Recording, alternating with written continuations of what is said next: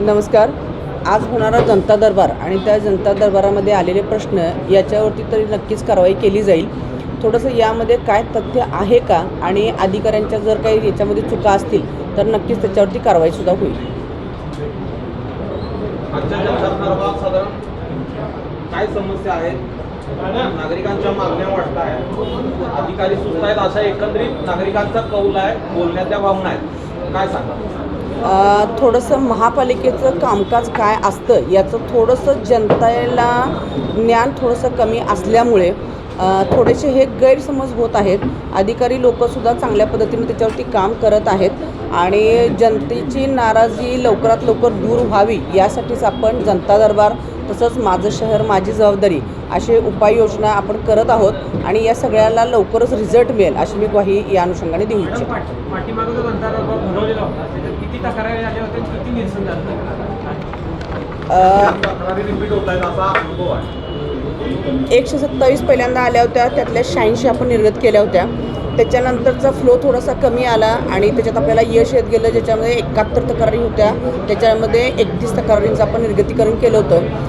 ज्या काही तक्रारी राहत आहेत त्या थोड्याशा न्यायप्रविष्ट असल्यामुळे त्याला थोडासा विलंब होत आहे, पण त्यासुद्धा लवकरात लवकर आपण सॉल्व्ह करू. महासभेमध्ये आज एक वेळा पॅनलवर वकिलावर आरोप झालेले आहे, त्यांना त्यांच्यावर कारवाई करा. आत्ताच तर नागरिक त्यांच्यावर आरोप करत आहेत. नेमकं तुम्ही काय भूमिका घेणार का त्याच्या कोणावरती? पॅनलवर जे वकील आहेत. अच्छा. त्याच्यावरती मी स्वतः नाराज आहे आणि मी स्वतःच ह्याच्यावरती कारवाई केलेली आहे आणि आपण नवीन पॅनलवरती वकीलसुद्धा नव्याने घेत आहोत. जनतेकडून माजी नगरसेवक गोपाल शेट्टी यांच्यावर आरोप केला जातोय, जनतेला न्याय मिळाला? नगरसेवक असू देत, महापौर असू देत, खासदार असू देत, आमदार असू देत, परंतु जर एखादी कारवाई आणि जर समाजातील एखाद्या कुठल्याही घटकावर जर अन्याय होत असेल तर तो चुकीचा आहे आणि त्या अनुषंगाने पद हे न पाहता खरं कुठं काय आहे बघून न्याय काय देतो कोर्ट वगैरे ते पाहून सर्वसामान्य जनतेला नक्की आणि नक्कीच न्याय मिळेल. रस्त्यावरच्या अतिक्रमणे तर काढली जातात, केलेले अतिक्रमणे आहेत, रस्ते ब्लॉक केलेले आहेत, पावसाळ्यात ती अतिक्रमणे का काढली जाते, नेमकं काय कारण? थोडासा सगळ्यांना आश्वासित करू इच्छिते की खूप काही काम महापालिकेकडे बाकी आहे. खूप वर्षाचा कालावधी जेव्हा प्रशासकीय अधिकारी फक्त होते आणि नगरसेवक नव्हते. अतिक्रमण हा अतिशय क्लिष्ट असा विषय आहे ज्याच्यामध्ये थोडंसं कायद्याने जावं लागतं. महापालिकेची परिस्थिती अशी आहे की यंत्रणा खूप कमी आहे, कारण अतिक्रमण काढणं ही तेवढी सोपी गोष्ट नाही. त्यासाठी लागणाऱ्या तरतुदी आम्ही लवकरात लवकर करत आहोत. काल आमची अधिकाऱ्यांची आयुक्त साहेबांची याच्यावरती मिटिंगसुद्धा झाली आणि चांगली कारवाई कशा पद्धतीनं कायमस्वरूपी करता येईल याकडे आमचा कल आहे. अनधिकृत पार्किंगमुळे शहरात मोठ्या प्रमाणात वाहतूक ठप्प होते, त्याबद्दल काय उपाययोजना करणार? वाहतूक शाखा यांच्याशी सुद्धा आमचं बोलणं झालेलं आहे. कोल्हापूर शहराला वाहतूक सुस्थितीत करण्यासाठी आपल्याला पोलीस यंत्रणा, वाहतूक यंत्रणा आणि कोल्हापूर प्रशासन आणि त्याचबरोबरीने नगरसेवक या सगळ्यांचं कोऑपरेशन करून मगच ही कारवाई यशस्वी होईल असं मला वाटतं.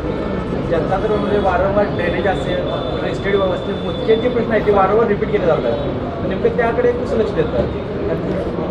थोडंसं मी या विषयाला सहमती देणार नाही, कारण खूप सारे विषय ड्रेनेजचे असतील, रस्त्याचे असतील, ते सॉल्व झालेत.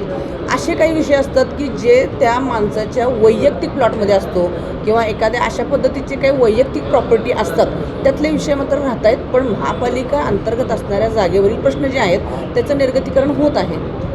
शहरातील फुटपाथ आहेत ते माणसांच्या चालण्यासाठी असतात, पण काही गाडेदार किंवा दुकानदारांनी त्याच्यावर कब्जा केला, त्यावर काय उपाययोजना करणार? I am also agree for that. आणि खरं तर ही कोल्हापूर शहराची खंत मला वाटते की लोकांना हे कळतच नाही की फुटपाथ ही वॉकसाठी असतात आणि या पद्धतीनं सुद्धा थोडीशी कारवाई सध्या सुरू आहे.